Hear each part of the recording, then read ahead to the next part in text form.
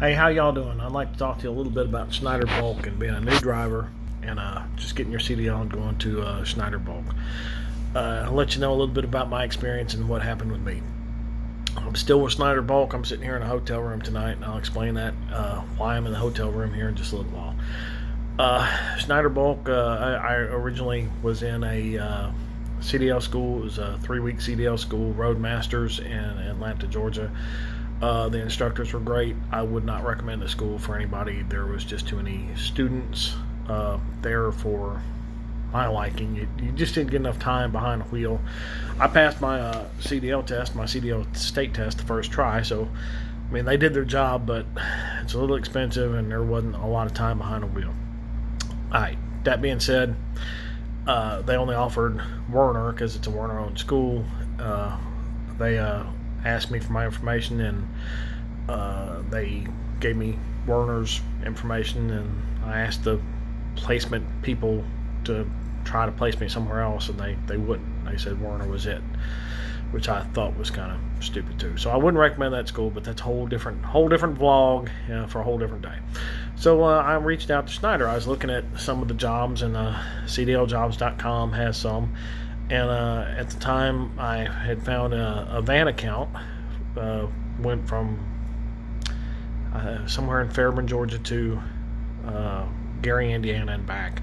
You're home a couple times a week and stuff. Well, my circumstances changed while I was looking at that job.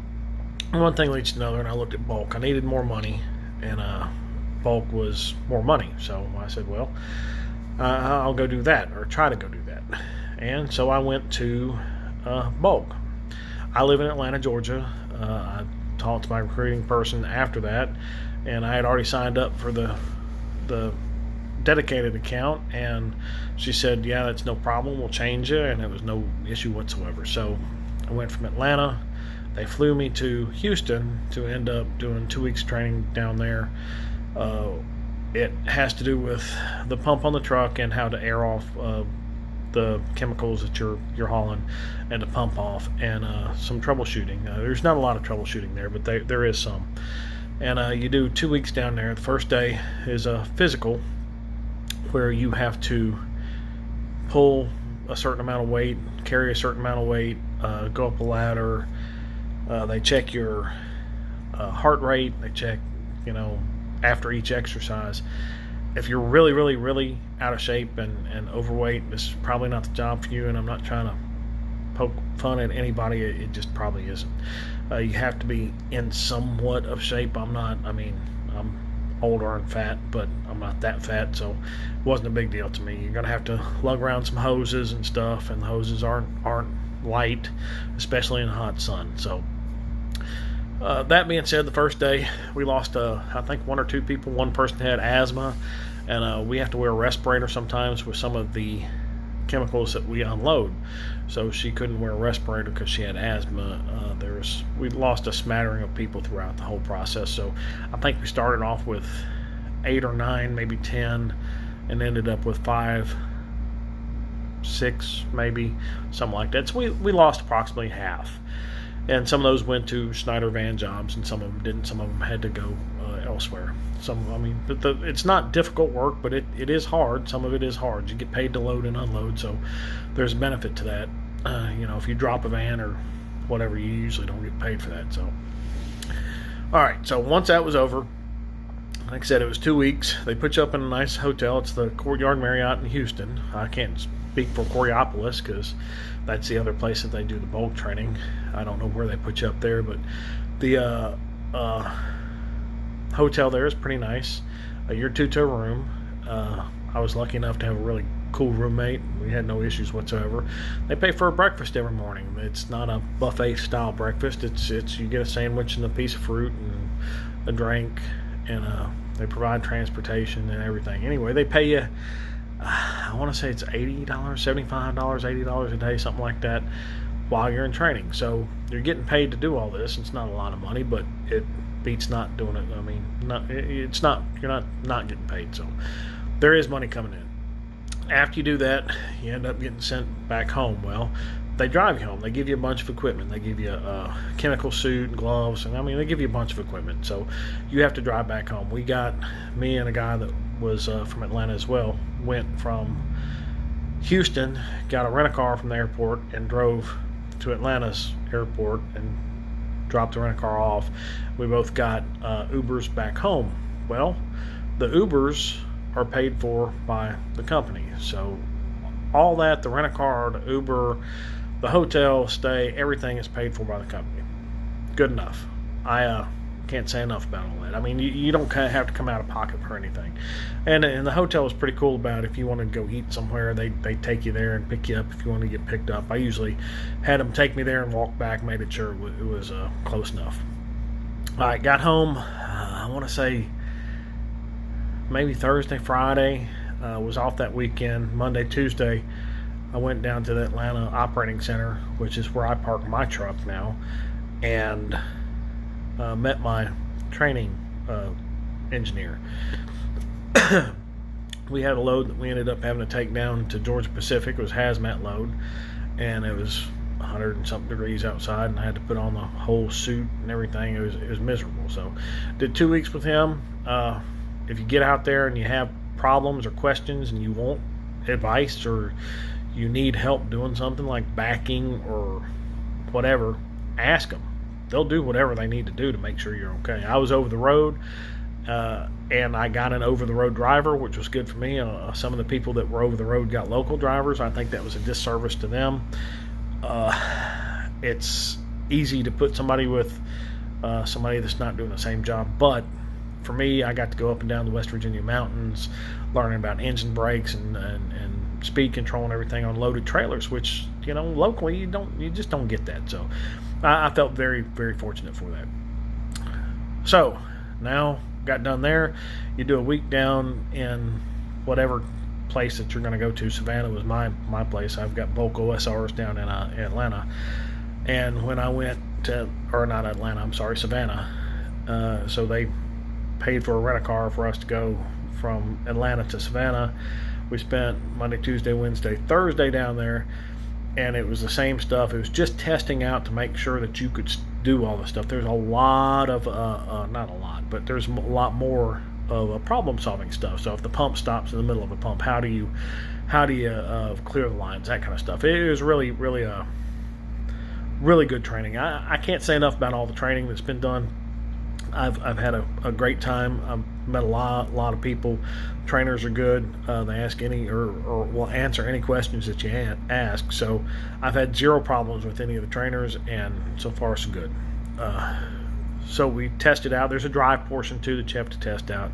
You have to do the same thing in wherever you go training, but it's a lot less rigorous. So did all that, tested out, drove, tested out, came back to Atlanta, got my truck.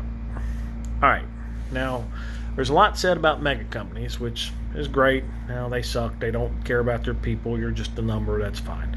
Well, we have what we call DBLs, driver business leaders. So my DBL is from 0 to 90 days. Her name's Dina, and wonderful, wonderful person. So I was out the first 2 weeks, and I got a rash all over me, and I thought it was for a new detergent that I was using that I hadn't used before. Well, I came back, and this next 2 weeks I had washed everything in the same detergent I used at the house, and I still had the rash. Well, Monday, I guess it was Monday, I ended up looking on the bed. I was sitting there watching TV, and I didn't have a load going out, so I was sitting there watching TV, and I looked on the bed, and I saw a bug crawling across it. I killed it, and I was like, no. I looked it up. It was a bed bug. I lifted up the mattress. It's a brand new mattress. The thing was detailed before I got it, and it was bed bugs.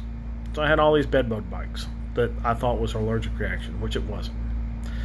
I freaked out. I didn't know what the hell to do. I didn't know what. So I called my DBL. I called Dina, and I said, hey, look, this is what I've got. I've got bed bugs. And I said, there's a lot of them. I don't know what the hell to do. And I was going to go get some chemicals or whatever and treat it. She goes, no, we'll get you a hotel room tonight. I said, okay. And she goes, call me, later on, let me know when you get to the hotel. I said, all right, we're going to get you a new tractor. Or not new, but new to me. She goes, it's going to take 5 to 7 days because they have to heat it and then treat it, then come back, heat it and treat it, and then check to make sure that they've got everything. And we're not going to keep you off the road that long. We're going to get you a new tractor. I said, all right, cool. And they thought they had one here, and I was in Houston at the time, and they didn't.